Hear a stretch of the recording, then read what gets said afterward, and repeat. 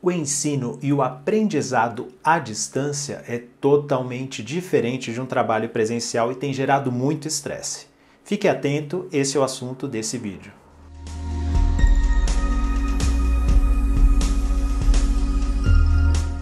Olá a todos, meu nome é Fernando Fernandes, eu sou médico, psiquiatra e palestrante em São Paulo. Nesse vídeo eu quero compartilhar com vocês uma live que me foi muito querida, uma live muito gostosa de fazer, a começar pelo convite que partiu da minha cunhada, que é como uma irmã mais velha para mim e me conhece há mais de 30 anos. Ela é professora de português e ela é coordenadora em uma escola estadual modelo em São Bernardo do Campo, uma escola pública. Uma escola pública, porém, de período integral e que tem alto desempenho no Enem e em diversas universidades. Então é uma oportunidade para alunos de baixa renda que querem, que têm garra, se dedicam e querem alcançar uma boa posição acadêmica. Já dei palestra nessa escola, é uma escola que está no meu coração, e nessa live eu pude colaborar com os professores. Porque os professores estão tendo dificuldade de adaptação a esse modelo de ensino à distância que foi imposto de uma maneira muito abrupta e muito rápida, sem tempo para adaptação. Eles estão batalhando, é uma dedicação muito intensa e mesmo assim é muito difícil. Esse estresse gerado nessa adaptação para o ensino à distância, via mídias, foi discutida nessa live. Então, se você é professor, se você é aluno, se você é gestor ou se você é uma pessoa interessada no tema da educação à distância, está vivendo isso com seus filhos, por exemplo, esse vídeo é para você. Antes, se você gosta dos assuntos aqui do canal, não deixe de se inscrever e clicar no sino para ser avisado de novos vídeos. Se você está na página do Facebook, não deixe de curtir, porque isso é muito importante para a divulgação dos meus vídeos. Muito obrigado e uma boa live para você. O Dr. Fernando Fernandes é médico psiquiatra, formado pela Faculdade de Medicina da USP. Hoje ele é médico assistente do Instituto de Psiquiatria da USP e é pesquisador do grupo de transtornos do humor do Instituto de Psiquiatria da USP. E, além disso, ele é professor e quanto a isso, ele vai falar conosco diretamente. Bem-vindo, Nan. Agora estamos aqui entre profissionais, funcionários da escola e professores, tá? A palavra é sua, Nan. Olha, agradeço demais pelo convite. Foi um prazer falar com os alunos agora há pouco, né? E é um prazer falar com colegas meus. Eu sou professor, acho que desde 15 anos de idade eu já dava aula particular para os meus colegas na escola e segui essa profissão de professor até hoje, né? Ininterrupto, até agora que minha profissão, né, minha formação e profissão é de médico psiquiatra, mas eu nunca deixei de ser professor também. No começo em aulas particulares, depois em curso pré-vestibular, dei aula em colégio também e continuo dando aula em curso pré-vestibular até hoje. Então eu sou colega de vocês, eu sei bem o que vocês passam, né? Para eu não me sentir muito solitário, gente, vocês podem deixar o microfone fechado, mas pode liberar a câmera, a imagem, é possível isso? Aí que aqui eu estou falando com uma tela de computador, olha lá, a Leda já fez, a Fernandes já colocou. Então, às vezes você está na cama, está de pijama, não quer liberar, tudo bem, mas quem puder liberar, libera. Aí eu não me sinto muito sozinho. Ó, teve uma que já mudou de lugar ali, ó, já está mudando de lugar. Dá uma olhada, lê comigo essa frase que está aí. Ó. Os jovens de hoje gostam do luxo, são mal comportados, desprezam a autoridade. Não têm respeito pelos mais velhos. Se passam um tempo a falar em vez de trabalhar. Não se levantam quando um adulto chega, contradizem os pais, apresentam-se em sociedade com enfeites estranhos, tiranizam seus mestres, né? Essa é uma frase altamente contemporânea que foi proferida pelo Sócrates, né? 470 até 400 aí depois, antes de Cristo, né? E há citações semelhantes anteriores ainda à Antiguidade Clássica, né? Na Babilônia, uma vez encontrei na internet uma placa de argila com escritos lá, né, no alfabeto lá da Babilônia, que eu não sei qual é, mas dizendo que os jovens de hoje em dia eram tão ruins e inculturados que eles não conseguiriam levar a sabedoria babilônica para frente, né? E a sociedade ia se perder naquele momento. Então, sempre que a gente vai falar de uma geração de jovens, de uma geração anterior ou posterior, né? Sempre existe essa alegação de que a gente está lidando com conflitos de geração e sempre recai sobre a geração anterior à alcunha, né, de serem retrógrados, de não estarem sujeitos às mudanças, não aceitarem bem as transformações sociais. Mas eu vou trazer um dado para vocês, gente, que me chama a atenção e com o qual, um argumento, um dado com o qual eu finalizo essa questão aí. Será que é só conflito de geração? Não. Esse estudo americano, ele foi talvez o primeiro e mais contundente que confirmou algo que a gente já observa na nossa prática clínica, que vocês já observam na sala de aula na relação com os alunos. Será que aumentou a depressão na adolescência? Os jovens de hoje em dia, será que estão mais depressivos, mais angustiados, sofrem mais? Como é que é isso? Alguma observação nossa na prática acabou se evidenciando nesse estudo epidemiológico, um estudo que avaliou mais de 120 mil pessoas em quase todos os estados americanos, né? Foi publicado aqui por Cambridge. E nessas 120 mil pessoas perceberam que aumentou de 2005 a 2015 a prevalência de sintomas depressivos, de depressão. Primeira pergunta que se faz, a gente vê um aumento de depressão, a gente fala quais grupos que estão mais vulneráveis? Será que é a idade? Não. Minto, né? Perguntaram assim, será que é sexo? Bom, aumentou igual no sexo. Mulher tem mais depressão que homem, na razão de 2:1, isso é normal, aumentou igual. Será que tem a ver com nível socioeconômico? Primeira coisa que se pensa, será que os mais pobres estão adoecendo mais? Não, não era. Tanto ricos quanto pobres aumentaram na mesma medida. Será que teve a ver com a escolaridade? As pessoas com menor escolaridade ou maiores estão adoecendo mais? Não foi esse o problema. Qual foi a questão? A questão foi idade. Olha, se você ver esse gráfico aqui, a curva azul clara mostrando o aumento, olha, principalmente a partir de 2010.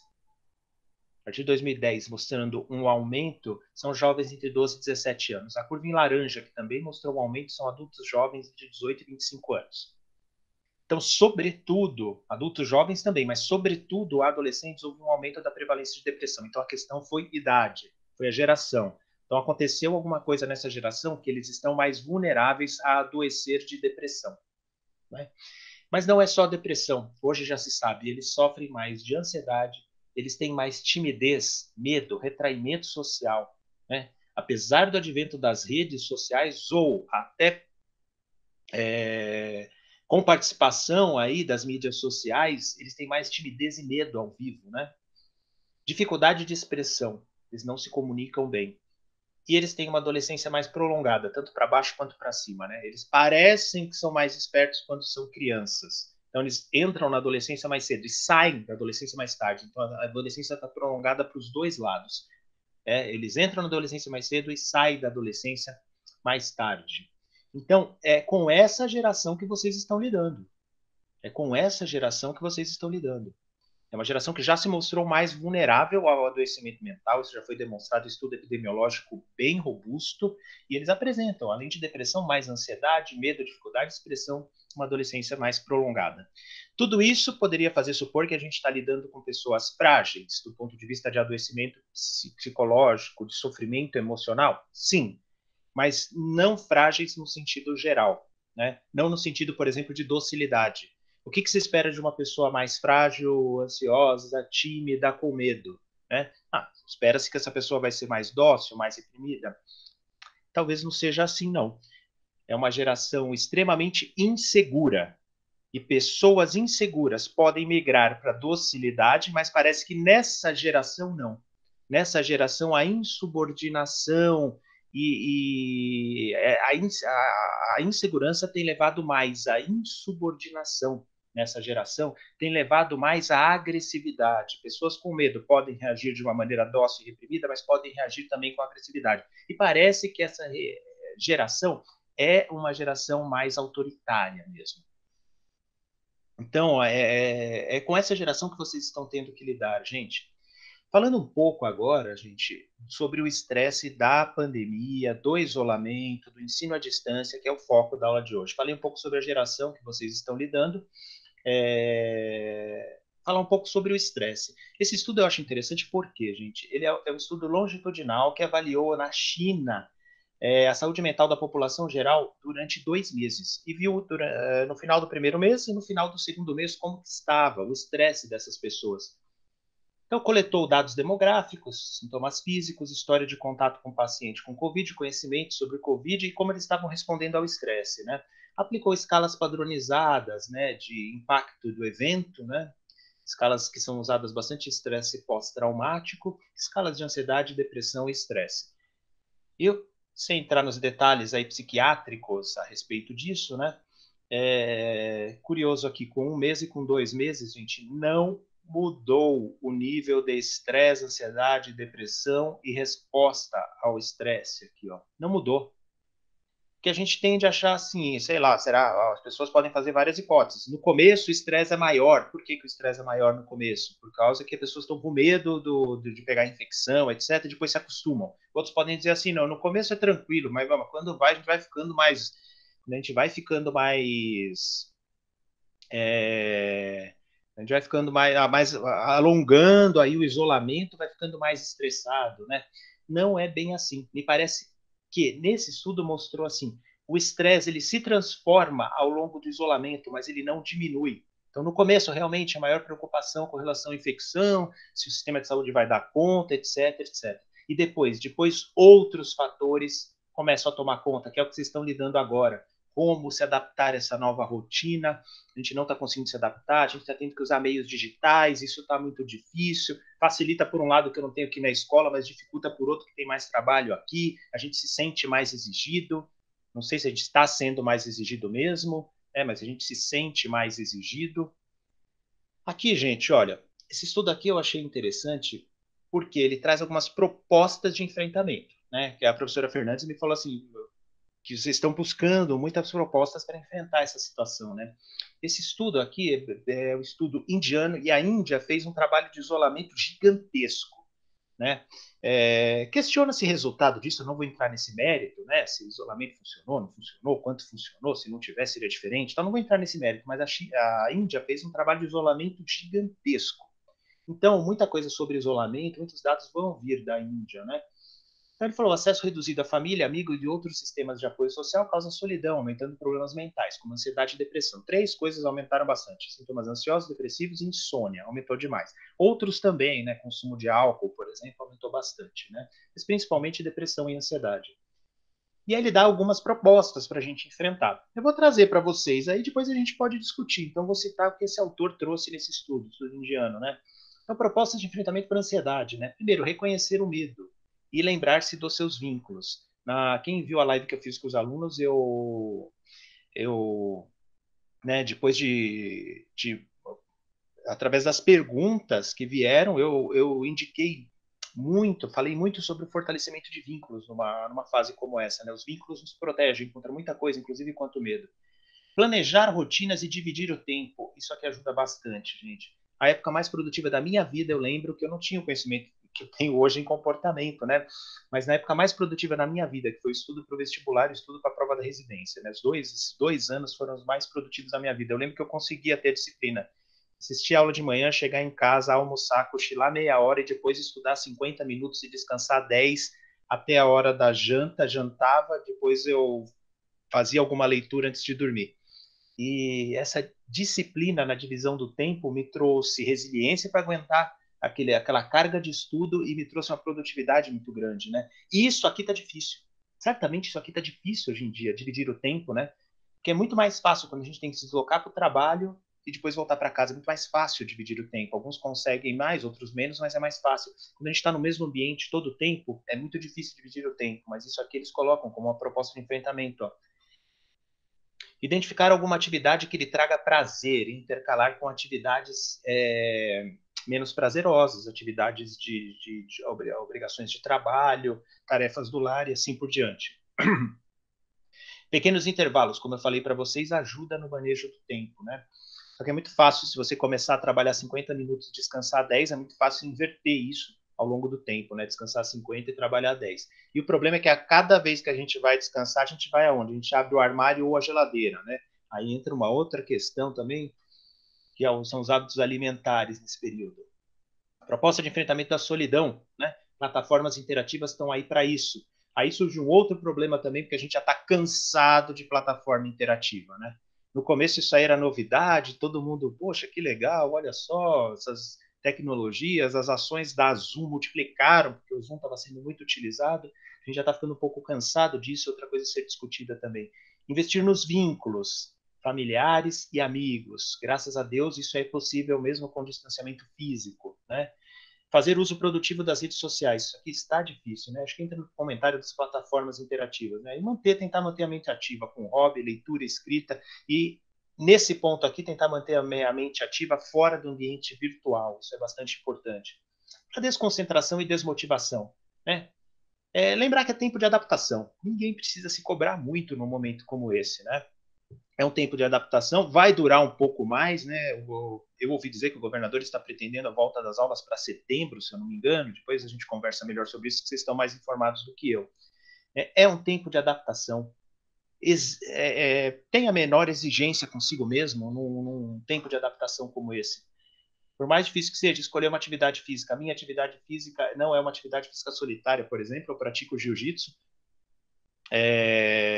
Peguei minha faixa preta há pouco tempo, estava extremamente estimulado e, enfim, estou totalmente impossibilitado de praticar minha atividade física de preferência. A academia aqui do prédio também está fechada, a academia de musculação também está fechada, né? De modo que eu estou um tempo, nisso eu estou em débito comigo mesmo, mas alguma coisa sempre dá para fazer, gente, alguma coisa sempre dá para fazer. Com a flexibilização do isolamento, uma corrida sem companhia a ninguém, sem chegar perto de ninguém, não oferece risco nenhum, por exemplo. O que eu pretendo fazer é começar a fazer um alongamento, mas que não é uma atividade física das mais prazerosas, né? Mas enfim, pelo menos me mantém a musculatura um pouco saudável e alongada para quando eu voltar para a minha atividade normal. Meditação ou leitura, isso melhora a concentração. O problema é que muitas vezes a gente está tão desmotivado e tão desconcentrado que nem começar uma leitura a gente consegue. Mas vamos tentar manter esse hábito. Não há nada melhor, né, para a nossa cognição que manter uma leitura. Tudo é decorrente disso. E para a desmotivação, gente, manter expectativas realísticas. Gente. O mundo não vai voltar ao normal como era há algum tempo, de uma hora para outra, né? Eu costumo dizer assim, manter esperança é fundamental. Vai passar, temos que manter a esperança. A esperança é um dos sentimentos que é um combustível enorme para a gente superar tudo que é momento. Nunca nós podemos manter a esperança. Pra você ter uma ideia, uma pessoa em depressão, que está em risco de suicídio, olha só, quanto mais grave a depressão, maior é o risco de suicídio. Isso é uma coisa meio óbvia. Mas olha só, empatado com a gravidade da depressão, o sentimento de esperança compete e protege contra o suicídio. Uma pessoa, por exemplo, que tem depressão leve, mas tem desesperança, ela tem mais risco de suicídio que uma pessoa que tem depressão grave, mas que se mantém esperançosa.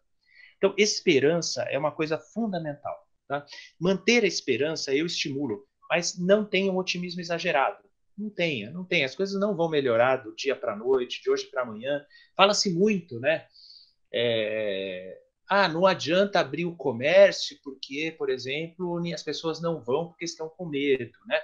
É verdade, as pessoas não vão. Não adianta abrir o restaurante, o cinema, porque as pessoas não vão porque estão com medo. Isso é verdade. As coisas têm que começar de algum jeito, vai começar devagar, né? O otimismo, a esperança é admitir que isso vai passar, ter isso em mente, se manter com esse propósito, se manter com essa esperança, né? Otimismo exagerado é achar que amanhã as coisas vão melhorar do dia para a noite. Por que eu estou enfatizando isso? Porque o otimismo exagerado e tolo leva à decepção. E aí vem o efeito rebote. A esperança, por sua vez, mantém o senso de propósito e te mantém firme até que de fato as coisas passem, né? Então, mantenha expectativas realísticas, sem otimismo exagerado, mas mantendo a esperança. Para o manejo de estresse, priorizar saúde física e mental. Gente, não tem como ficar se dedicando ao trabalho se você não estiver priorizando o seu equilíbrio, né? Manter exercícios regulares, muito cuidado com alimentação e sono adequado, gente. Manutenção da rotina é uma coisa muito importante. No contexto da psiquiatria, alterações da rotina, do ciclo sono-vigília, desencadeiam um monte de coisa. Por exemplo, um velhinho que já tem uma dificuldade cognitiva, já tem que a gente chama de transtorno cognitivo leve, distúrbio cognitivo leve, está entrando naquela margem cinzenta que pode se tornar uma síndrome demencial. Então, o vozinho, a vozinha que já está ficando fraco da mente, né? Muitas vezes uma mudança da rotina acelera o processo. Muitas vezes uma mudança, às vezes, de casa, acelera o processo, né? Então, se a gente conseguir manter a rotina, isso aí ajuda. Outro exemplo, pacientes bipolares que têm estabilidade de humor. Cara, alterou a rotina, o ciclo sono-vigília desencadeia um episódio depressivo, um episódio de agitação. Em pessoas normais também, gente, por mais que a gente amaldiçoe, blasfeme contra a nossa rotina, a rotina nos mantém saudável, a previsibilidade nos mantém com segurança, né? E isso que nós perdemos nos últimos tempos é um fator de risco, né, para sofrimento mental. E alimentação e sono, na hora adequada, da maneira adequada, ajuda a manter a rotina. Ajuda a manter a rotina. Na live para os alunos, eu comentei sobre uma amiga da minha esposa que falou que o filhinho dela estava meio em casa, estava meio perturbado, estava meio agoniado, não estava legal, né? Estava meio nervoso, não conseguia fazer as atividades online. O que ela começou a fazer? Acordar ele na mesma hora, dar o café da manhã como se ele fosse para a escola, vestir o uniforme dele, e ela fez até uma adaptação na mesinha dele lá, meio, entre aspas, uma decoraçãozinha como se fosse escola.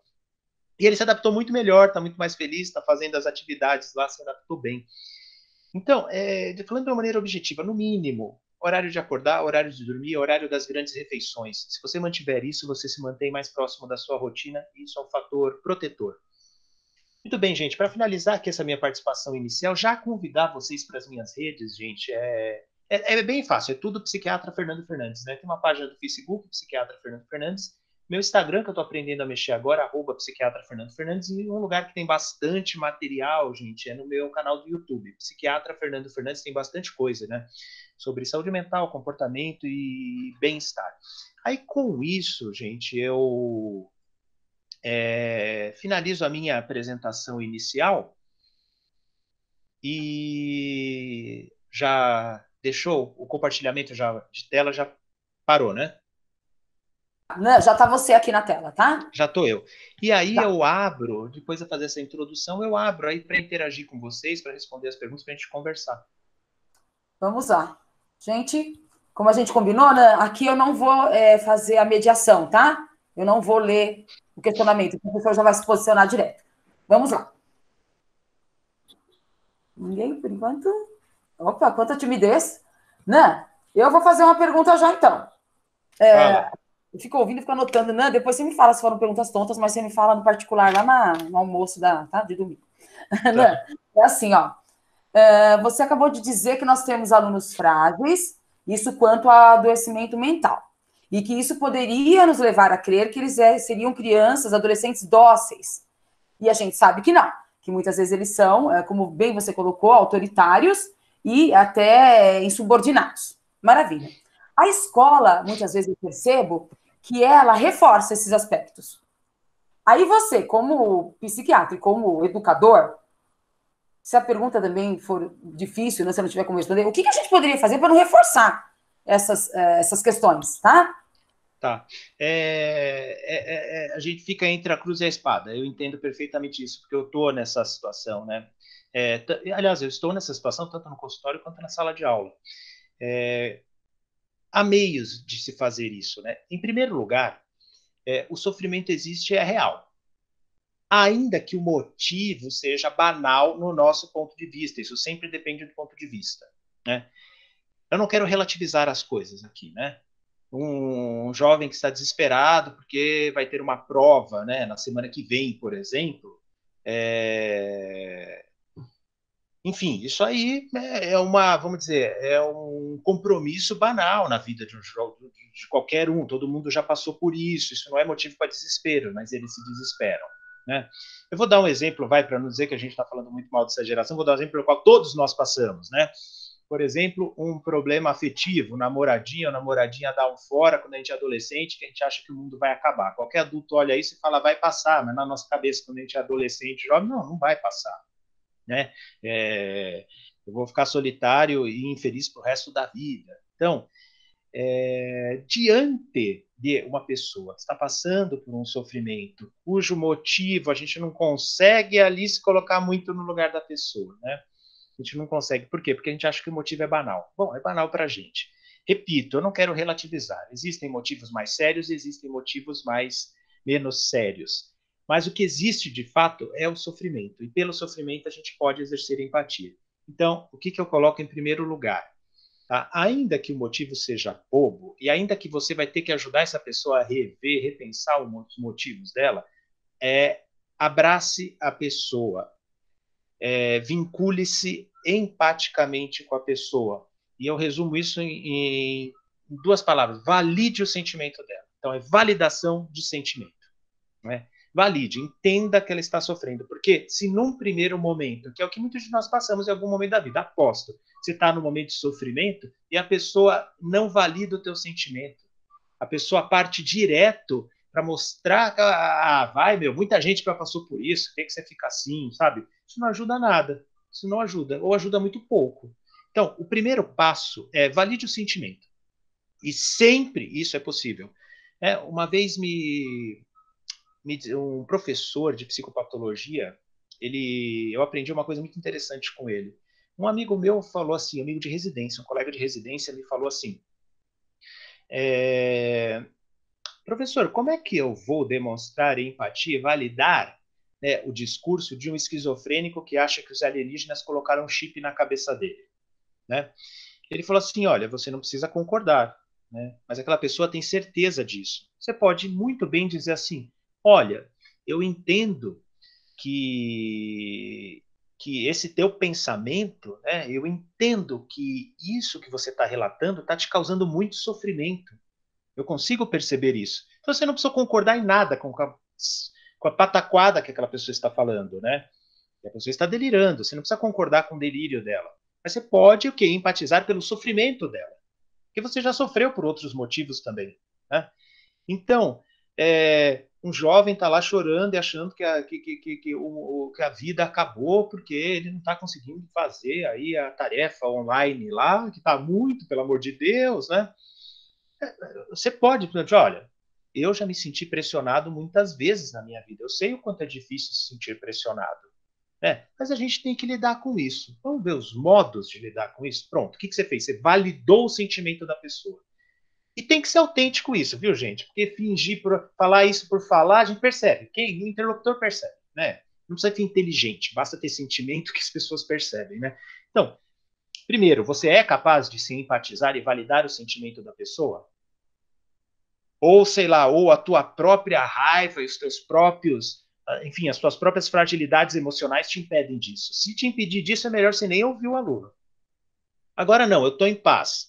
Eu estou calmo para entender a dificuldade deles. E, repito, gente, entender a dificuldade não é concordar, não é passar a mão na cabeça, nem nada disso. É pelo menos conseguir empatizar com o sofrimento dele.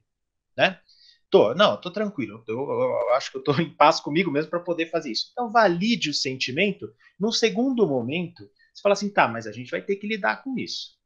Aí é o momento que a gente pode fazer ele flexibilizar o pensamento que leva ele a tanto sofrimento. Gente, muito sofrimento sempre está atrelado a pensamento, não a situações concretas. Ok? Não a situações concretas. Assim, mesmo situações mais extremas de doença, de dor física, muitas vezes as pessoas sofrem mais pelo pensamento do que pela própria dor física. Então entenda isso, o sofrimento exagerado está atrelado mais ao pensamento do que à situação. E a gente consegue o quê? Mudar o pensamento da pessoa se a gente der uma força para ela, se a gente ouvir. Então, valide o sentimento. Antes de dar conselhos ou dicas, ouça, tá, mas por que você está sofrendo tanto? Ouça a pessoa. Né? Ouvindo a pessoa, você vai ter acesso ao pensamento que leva ela a sofrer. E aí a gente vai flexibilizar e questionar não o sentimento, mas o pensamento que está levando a pessoa a sofrer. Muitas vezes as pessoas estão sofrendo, não é pela situação concreta, repito, é pela interpretação e juízo que ela faz dessa situação concreta. Eu acho que esse é um bom ponto de partida, Fernandes.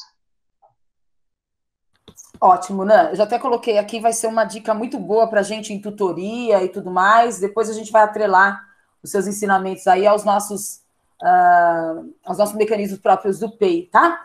O Moisés agora quer fazer uma pergunta. Vamos lá, Moisés? Vamos lá. Bom dia. Primeiro, parabéns pela apresentação. Eu sou o professor Moisés, sou professor de filosofia aqui da escola. Na verdade, eu tenho duas perguntas. Eu acredito que sejam duas perguntas. A primeira delas é, você falou sobre rotina, né? Rotina de dormir, de acordar, de estudos.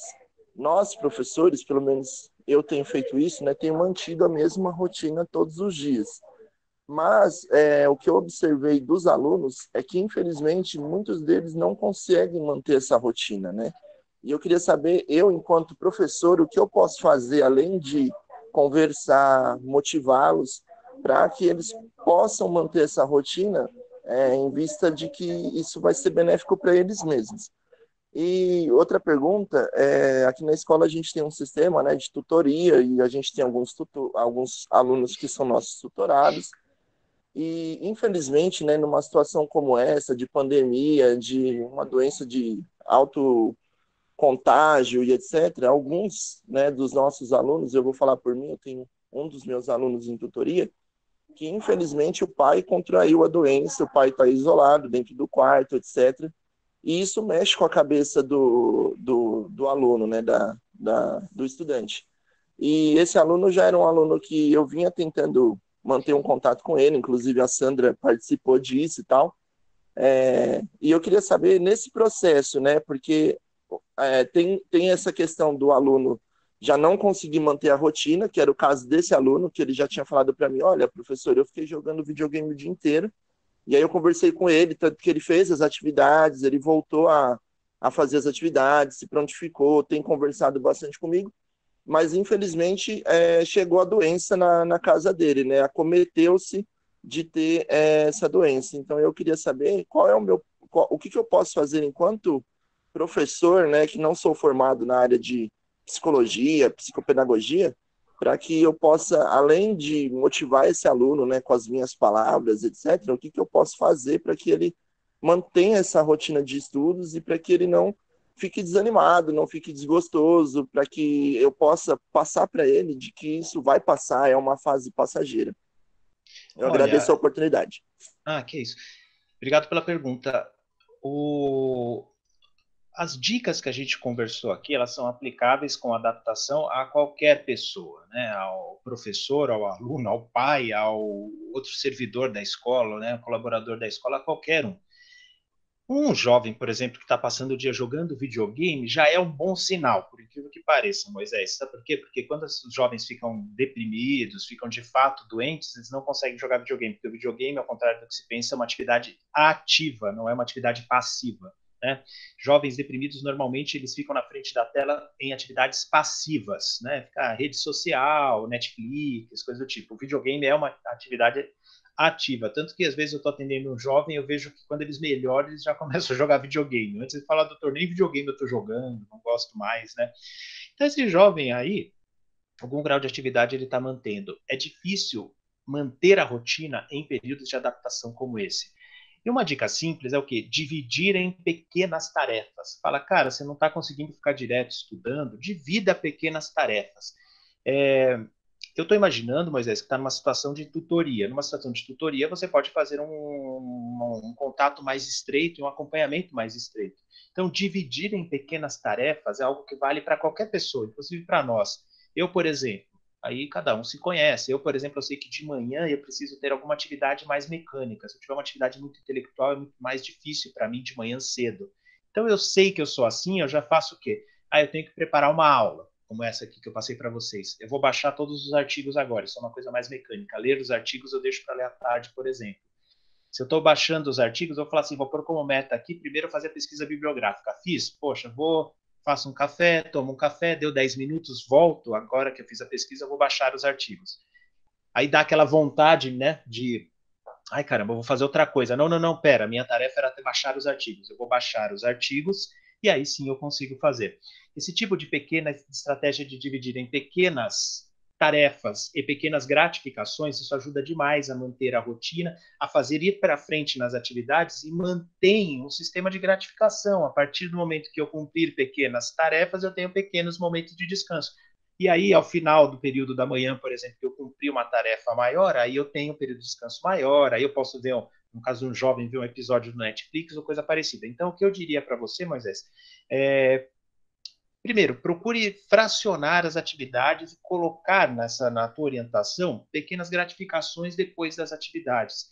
Você é professor, você pode fazer isso através das suas tarefas, pequenas tarefas, tarefas mais curtas, né, e mais numerosas. É muito melhor que uma tarefa mais longa, né, e menos fracionada, né? Era o que eu diria. Agora, situações particulares como a desse jovem, tem que ser cujo pai pegou o Covid, né? A gente tem que falar para ele, manter esperança. Muita gente vai pegar mesmo. Aliás, a maioria, dependendo de quando chegar a vacina, a maioria da população vai ter contato com o vírus antes que a epidemia passe. Passar dados concretos para ele, para que ele possa se acalmar, né? Aí é caso a caso, não tem jeito mesmo. Obrigado pela pergunta, viu, Moisés? Opa, Nan, obrigada pela resposta. Agora a professora Roseli quer fazer uma pergunta, tá? Obrigado pela resposta. Valeu, Moisés. Oi, bom dia. Primeiro, muito obrigada. Eu adorei as explicações, todos os comentários. E a minha pergunta é, o senhor falou, assim, em vários momentos, para a gente verificar com o aluno a questão dele, de ouvir esse aluno, com relação aos seus conflitos, aos seus problemas, de certo modo, apoiá-lo, ouvir, entender o sofrimento dele. Aí a minha pergunta é a seguinte, tem um modo de eu fazer isso comigo mesma? Identificar quando eu estou dando importância demais, quando eu estou transformando, de repente, um probleminha que é uma formiguinha em um elefante? Tem como eu conseguir dar essas mesmas dicas para mim ou não? Quando isso acontece, eu preciso de uma outra pessoa, preciso de uma ajuda de um especialista. Não sei se o senhor entendeu a minha pergunta. Não, entendi perfeitamente. A minha resposta é as duas coisas, Roseli. A gente tem que aprender a fazer isso constantemente, tem que ser um exercício diário e, às vezes, a gente precisa de uma pessoa, não precisa ser um especialista, de um amigo, de um familiar, um cúmplice, uma pessoa de nossa confiança e, às vezes, até de um profissional. Roseli, às vezes é difícil isso. Por quê? Porque se você está fazendo de um problemão, né? Se você está fazendo tempestade em copo d'água, certamente você está cometida por uma forte emoção. Normalmente as coisas acontecem juntas. Um pensamento errôneo leva uma emoção disfuncional e uma emoção disfuncional reforça esse pensamento errôneo. E como a gente está perdido nesse meio, às vezes é difícil a gente avaliar. Né? Eu vou dar a dica que eu dei para os alunos, né, que é o que a ciência cognitiva nos ensina hoje em dia. Eu não canso de repetir isso, porque é muito valoroso e prático. Se você acha que está fazendo tempestade em copo d'água, você pode se reconhecer o pensamento. Se você está muito atarantada, agoniada, com um sentimento ruim, que você nem está reconhecendo bem, você reconheceu o sentimento, a emoção. Você pode reconhecer um ou outro, tá? Reconhecer um ou outro, respira fundo e procure perceber qual é o sentimento e qual é o pensamento ligado a esse sentimento. Reconhecendo esse pensamento, você tem que focar nele, não no sentimento. O sentimento vai ser consequência. O que você pode mudar é o pensamento. Muito bem. Eu estou pensando de maneira exagerada. Eu percebi isso. Isso vai ser suficiente para você diminuir aquele sentimento, aquela emoção disfuncional. Tá bom? Não, peraí. Eu estou pensando, mas não é de maneira exagerada. O meu problema é sério, ou a minha ameaça é séria mesmo. Tá, então a gente tem que ver a partir daí o que fazer. Então vou fazer o quê? Vou ficar me descabelando mesmo? Não, a partir daí o que eu posso fazer, o que está ao meu alcance para manejar esse problema. Aí o foco deixa de ser o problema, mas passa a ser o que está ao meu alcance, vira uma coisa produtiva. E sempre algo está ao nosso alcance, mesmo nas situações mais desesperadoras. Sempre. Então, se o meu pensamento está errado, eu tento mudar o meu pensamento. Para isso, às vezes, a gente precisa conversar, precisa de ajuda, precisa de uma dica de alguém, precisa de que alguém fale, olha, eu tô vendo certa realidade, me ajuda aqui a ver se eu estou vendo certo. Aí pode vir uma dica boa, fala, caramba, eu não estava vendo certo mesmo. Né? Por isso que eu estava me desesperando. Ou, caramba, é mesmo, eu estou vendo certo esse problema. Opa, a partir desse momento, o foco tem que mudar. Se eu já vi que eu estou analisando a realidade com juízo adequado, O foco tem que ser, tá bom, o que está ao meu alcance para eu lidar com isso agora? O foco deixa de ser o problema e passa a ser as ferramentas que eu vou buscar para lidar com o problema. Segue essa sequência, Roseli, isso pode te ajudar. Tá muito agoniada ou tá pensando muito em alguma coisa, você fala, bom, já reconheci que há um problema aqui. Né? Se eu reconhecer a emoção, eu vou buscar o pensamento que está atrelado à emoção, ok? Se eu reconhecer o pensamento, eu vou ver se esse pensamento está sendo um juízo adequado da realidade. Se não está, eu vou tentar modificá-lo. Eu posso precisar de ajuda para isso. Não, eu estou fazendo um juízo adequado da realidade. Então, o que eu vou fazer? Desfocar do problema e focar no que está no meu alcance. A partir do momento que eu foco no que está no meu alcance, isso dá uma sensação de controle que vai diminuir os sentimentos ruins e os pensamentos ruins. Eu vou lidar melhor com a situação de fato, não é? Para finalizar, Roseli, exemplificando isso que eu estou falando, para antes que alguém aqui que esteja ouvindo aqui fale assim, não, é porque ele não está passando pelo problema que eu estou passando. De fato, ninguém está, só você está passando. Mas tem um psicólogo e psiquiatra chamado Viktor Frankl, cujo livro principal eu recomendo para todo mundo, é de muito fácil leitura, não precisa ser especialista nenhum para ler, que chama Em Busca de Sentido, do Viktor Frankl, eu recomendo a leitura para todos. Ele conta os horrores que ele passou nos campos de concentração nazistas. Né?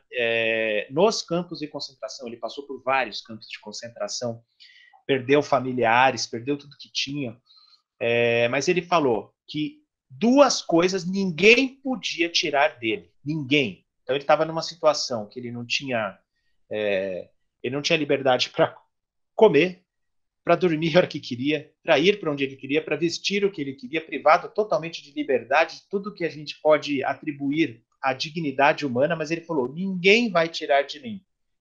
O que eu quero pensar, o meu pensamento, ninguém pode tirar de mim, e a vontade que eu tenho de rever meus familiares, ninguém pode tirar essa motivação e essa esperança de mim.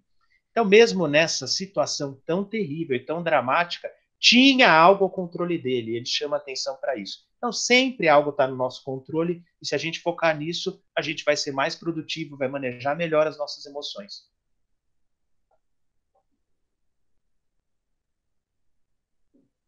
Muito obrigada. Amei a resposta, perfeita. Eu que agradeço, Roseli, pela pergunta. Aqui, vou ler o livro. Todo mundo aqui perguntando o nome do livro, Em Busca de Sentido, né, Nan? O autor? Chama Viktor Frankl. Tá. Bem não, fácil de achar, viu? A versão em PDF? Não. Aí, você tem, por acaso, a versão em PDF? A gente compartilha muito livro assim, né? Mas eu vou buscar.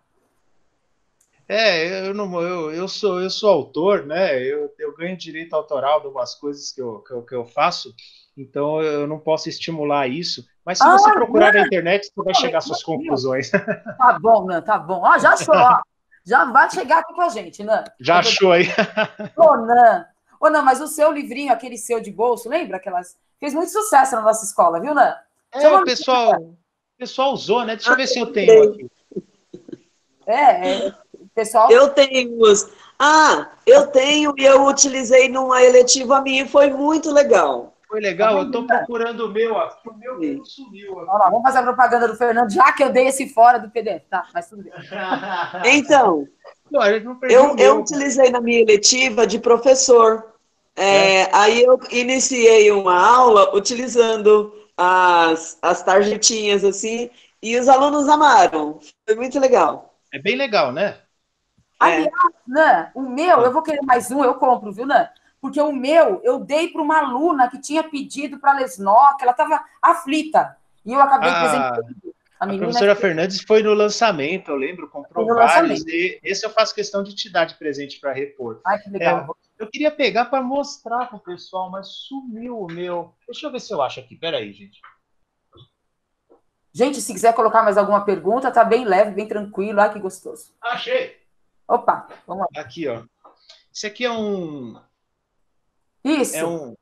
É um chamado livro caixinha, né? O dono dessa editora aqui, depois de ver uma palestra minha, ele perguntou se eu não queria fazer um livrinho desse, né? Esse aqui é da minha esposa, ó.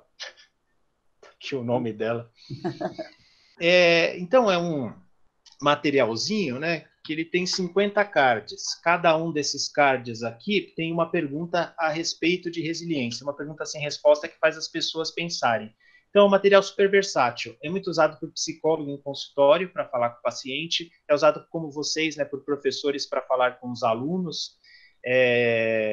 Até uma senhora paciente minha usou na roda de conversa de chá lá das senhoras, lá ela usa para puxar papo isso aqui, né?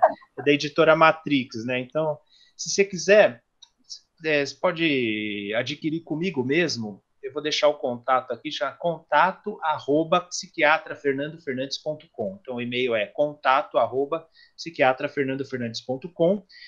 Ou pode ir na internet, normalmente na Amazon é o lugar mais barato que tem. Elaine, vou pedir para vocês... Oi? Ou pede para mim que eu leve, igual da primeira vez. Verdade, quem conhecer a professora Fernandes, só pedir para ela que ela leva. Né?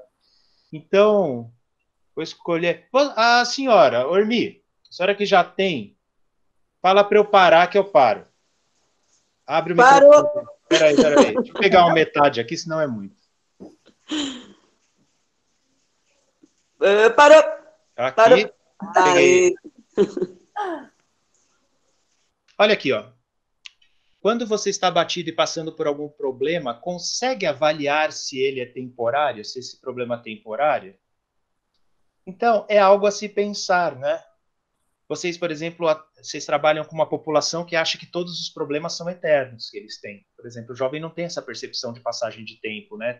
Tanto por uma questão de neurodesenvolvimento quanto por uma questão de experiência de vida, né? Então, essa é uma questão a se pensar, né? Quando se está diante de um problema. Um dos modos de pensar, sabe, para a Roseli que perguntou, um dos modos de flexibilizar o pensamento é esse. Espera, o problema é real, mas é temporário. Então não tem por que eu ficar tão desesperado, né? Então, esse baralhinho aqui tem ajudado bastante pessoas. Tem mais alguém para fazer pergunta, Elaine? Mais alguma pergunta? Pode fazer a colocação que quiser. Márcia, está falando bastante aqui no chat. Fala direto com ele. Cadê a Márcia? Márcia? Oi, gente, estou aqui. É que eu estou no celular e ele está apoiado, então não vou soltar a câmera, não. Desculpa, Márcia. Não, imagina. Então, doutor Fernando, fantástico a palestra. Gostei demais de tudo que eu ouvi e vi. Eu já tenho material do senhor, né? Já baixei também o livro, né, do Victor. E muito bom, muito esclarecedor. A gente não está em tempos fáceis, né? São tempos difíceis. Mas tempos difíceis fazem pessoas fortes. Então, acho que a gente vai sair dessa melhor do que já somos. Né? E muito obrigada pela contribuição. Valeu. Eu que agradeço pela presença e pelo comentário. Você falou um negócio que me chamou a atenção. Você falou assim, que às vezes a gente está muito exigido ou nos sentimos muito exigidos, né? Então é diferente de estar sendo mais exigidos e de estar tendo a sensação de... Você falou isso logo lá no comecinho e eu acho que veio ao encontro do que eu queria ouvir. Você pode explicar isso, né? Plateia atenta é legal, né? Eu, muitas vezes, nos meus discursos, nas minhas aulas, eu faço colocações de uma maneira específica, porque eu estou pressupondo, na minha formação de professor, de palestrante, né? Eu pressuponho que tudo que eu falar pode ser interpretado e pode ser contra-argumentado. Então, eu nem esperava alguém perceber dessa forma, mas parabéns e obrigado pela pergunta, parabéns pela perspicácia e na atenção. De fato, gente, muitas vezes, eu diria a maioria das vezes, a gente não está sendo tão exigido, a gente percebe isso muito em consultório, muito. Desde relacionamento pessoal, relacionamento no trabalho, relações sociais, muitas vezes as pessoas se sentem muito exigidas, mas aí eu falo para a pessoa, pera, mas quem que está te cobrando tudo isso? Às vezes a pessoa já chega e fala, sou eu mesmo. Às vezes a pessoa fala, não, pera, estão cobrando lá, não sei o quê. E aí, às vezes, quando a pessoa vem com uma cobrança meio de uma entidade abstrata, não, a sociedade cobra muito a gente, pera lá, cara pálida, que sociedade é essa que está te cobrando tanto? Como é que é isso, né? Então, muitas vezes, na flexibilização do nosso pensamento, essa é uma coisa que a gente tem que talvez a primeira que levar em conta. Pera, eu estou me sentindo tão pressionado, mas quem que está me pressionando? Sou eu mesmo. Pera, se sou eu mesmo, então vamos mudar o modo com que eu me cobro, vamos nos acolher melhor, né? Não, realmente eu estou sendo muito bem cobrada da minha coordenadora Fernandes. Eu soube que a Fernandes falou que é coordenadora de alguns de vocês, então eu vou lá conversar com a Fernandes. Falar, olha, pera, você está exigindo isso mesmo? Ou eu estou vendo errado? Né? Gente, grande parte do nosso sofrimento, desse nosso sentimento de pressão, das nossas cobranças, elas são fantasiosas, existem só na nossa cabeça, né? Ou porque nós nos cobramos mesmos, ou porque nós fazemos uma leitura mental dos nossos gestores e achamos que eles estão esperando aquilo da gente, na verdade eles não estão. Ou o negócio é tão maluco que a gente joga a nossa cobrança numa entidade abstrata chamada sociedade e fala, a sociedade está me cobrando e ninguém está cobrando nada, né? Eu costumo dizer que nas relações pessoais o que existe são as pessoas e as suas famílias e os seus vínculos, e não uma entidade abstrata chamada sociedade. São esses vínculos que são importantes, que tem vários níveis, desde o vínculo primário da sua casa, da sua família, colegas de trabalho e pessoas de maneira geral, né? Então tome cuidado com isso. A pressão pode vir de você mesmo, a pressão pode vir de uma leitura mental que você faz da expectativa de alguém, ou pode ser totalmente maluca e abstrata que você não sabe nem colocar, então você coloca em todo mundo. Obrigada, Nan. Queridos, mais alguma pergunta? Mais alguma colocação? Esse povo é tímido, né? Dá vontade de perguntar e falar tudo o tempo todo. Fala, Roseli. Mais uma, doutor, desculpa. Fala, mais uma. Com relação ao adolescente, né? Eu gostei, eu amei a parte que o senhor colocou com relação ao videogame. Quando ele está no videogame, significa que ele ainda está ativo, e isso não é um sinal aí de depressão. Eu tenho um filhinho aqui que, meu Deus, se deixar é videogame o dia inteiro. Agora ele está preso porque está fazendo um simulado de uma prova, então deu um tempinho. Como que a gente consegue perceber o momento que ele está entrando nesse mundinho fechado, quando ele começa a se fechar, e o que eu posso fazer para, sei lá, bloquear esse processo aí de início de uma depressão? Não sei se foi claro. Porque aí a gente entra no que a diferença de termos técnicos, a reflexão que tem no meu pensamento e no seu, né, que muda totalmente. Se você fala que está em início de depressão, eu já falo assim, tem que buscar tratamento. Mas vamos colocar de outra forma, ele está começando está iniciando comportamentos, né, que podem assim, lembrar um quadro depressivo, por exemplo, está começando a se isolar mais, está começando a ficar um pouco mais ensimesmado, um pouco mais circunscrito no convívio social, está começando, por exemplo, era mais sorridente, está um pouco menos sorridente. Então, se a gente perceber algum comportamento nesse sentido, a primeira coisa é ouvir, né? A primeira coisa é ouvir, porque pode ter uma justificativa circunstancial muito tranquila. Não, meu pai ele ficou desempregado, tadinho, estou preocupado com ele. Então pode ser isso. Né? Pode ser simplesmente, então está justificável. E aí você já ouviu, entendeu o problema, você pode se disponibilizar para ajudar no que for possível, né? Isso já vai ajudar esse jovem. Muitas vezes o jovem não está ficando isolado, muitas vezes o pai está medindo ele pela régua que tem de si, e pior, que tem de si quando eu tinha a idade do filho. Então, por exemplo, um jovem no quarto, ele pode estar com muito mais interação social do que a gente indo para o trabalho, convivendo no dia a dia. Porque no quarto ele está interagindo com os amigos, está jogando online, xingando pra caramba lá nos jogos de guerra lá deles, está se divertindo, dando risada, e a gente não sabe. Uma vez eu fui visitar um amigo meu para fazer um trabalho no computador e